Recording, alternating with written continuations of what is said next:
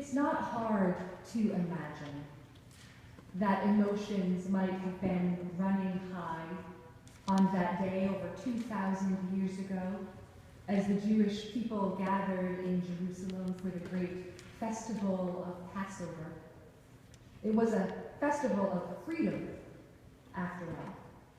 It was a commemoration and retelling of the time that this people escaped slavery, passed through the wilderness, and into the promised land.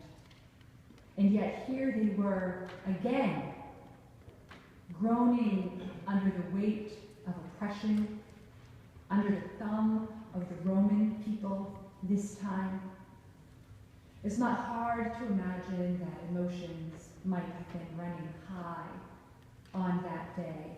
But on this day, there was even more, because it was said that the Messiah was joining them in the city for the festival. That he was arriving, and not just to celebrate the old story of freedom, but to usher in a new story, the story of their freedom this time. And so they greeted him with hosannas, which was not, as we tend to say in modern times, a simple declaration of joy, but in fact a beseechment. It translates as save now. And so they greeted him with pleading, save now, save now, save us. And they lay palm fronds before him. Those fronds being a symbol of victory, their victory, after he led them to overthrow the Romans. As my daughter so helpfully pointed out in the Children's Focus, we don't actually know what they were thinking back then. But we do know that they were celebrating Passover, which was a story of freedom won only after a series of plagues, the last of which was the death of the firstborn son in every Egyptian home. And we do know that the palm fronds were a symbol of victory, most often military victory. And so it seems safe to assume that what they anticipated as they greeted Jesus was violent revolution. And so they shouted Hosanna, and they laid down their palm fronds, and they geared up. And then it all went wrong. It went wrong so quickly. It turned out that Jesus wasn't a brilliant tactician. It turned out that Jesus wasn't a war leader. It turned out that he wasn't riding into the city on a wave of armed might. When the authorities came for him, not only did he not fight to defend himself, he wouldn't even let his followers do so. It turned out that he wasn't riding in on a wave of armed might. He was awash in what? In servant power, in sacrificial power. Useless. So they turned their backs on him, which may be emotionally difficult to understand now, after 2,000 years of stories saying that Jesus was in fact Messiah, but it's easier to understand in the historical context in which he lived, which was a time that was rife with potential messiahs. They were all over the place, rising up, riling up small groups of people, and then either fading away or being crucified, just like Jesus was under the sign, King of the Jews, found guilty of the crime of being a bandit, which does not mean thief, as it does to us now, but in fact meant rebel. They and he were found guilty of being a threat to Rome. And he was. though not in the way that Rome feared or the people hoped. The people were so tired and afraid, we can imagine. And Rome was so desperate to hold on to its power, we can imagine. That 2,000 years ago they could not see beyond the narrow vision and expectation they had of how things needed to be, how things should go. And so they missed the audacity of the promise of what Jesus actually taught. Love your neighbor. Love God. Love your enemy. He taught that faithfulness did not rest upon enforcing the law by the tip of the sword if necessary, but rather was rooted in compassion. That faithfulness was not proven by a willingness to close the doors, but rather a willingness to open them. That love wasn't a weakness, it was in fact the greatest power. They missed it 2,000 years ago, and it seems understandable given the context in which they lived. It seems to me, at least, considerably less understandable that we continue to miss it now, after 2,000 years of telling the stories. After having those stories printed in a book, which most Christians, many people who are not Christians in this country, are familiar with.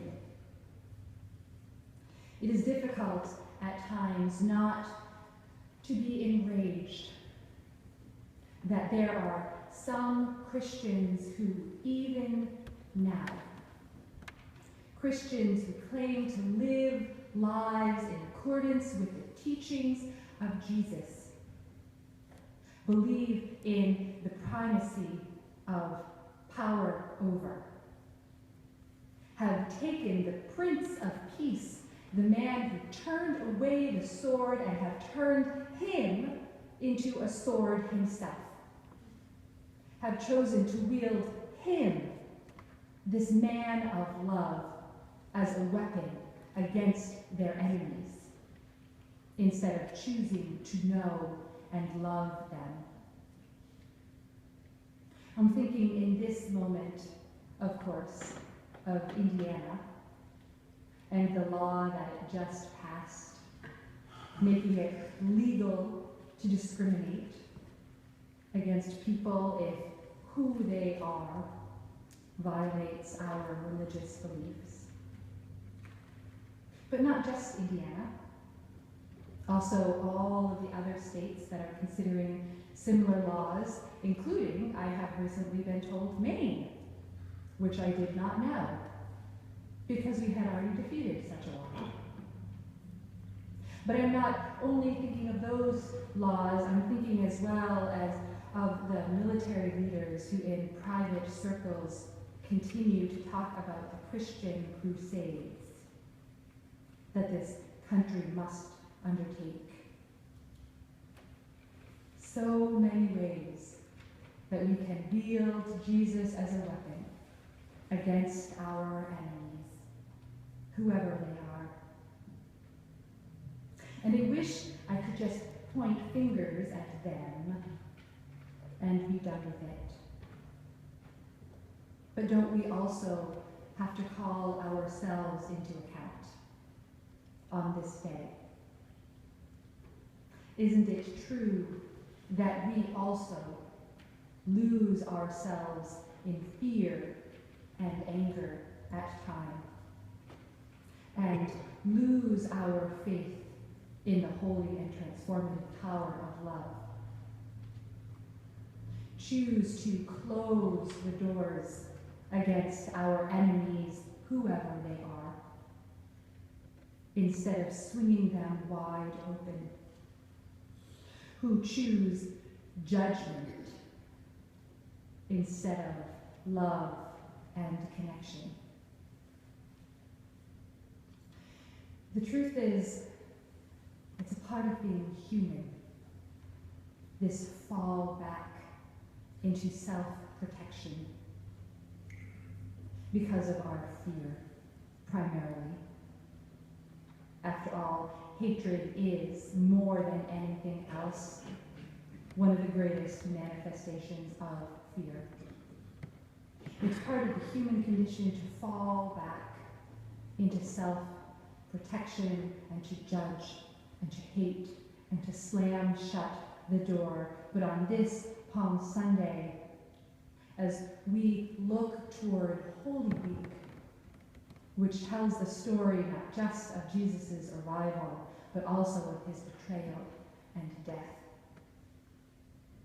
it behooves all of us to reflect on the truth of who we are, our weaknesses, along with our strengths, to reflect on who we are and how we are choosing to be in this world, and how we are choosing to live out our faith in the transformative power of love, our commitment to swing open the doors, to find strength in the diversity of humanity, of all life, to root ourselves in holiness that pervades all. It is useful when we are educating ourselves as individuals and community to look outward and find what is wrong with the world so that we can address it if we must. But one of the primary purposes of looking outward to find what is wrong in the world is so that we can take that awareness and then hold it up as a mirror to find where we ourselves are broken, to find where we ourselves are straying from our deepest beliefs and our deepest hopes. May we, on this day and all days, not shy from the brokenness of the world, but also not shy from our own brokenness. May we find the strength to do the work of healing the world. May we find the strength to do the work of healing ourselves. May we do this work individually within our own spirits. May we do this work together as a beloved community. Amen. Blessed be.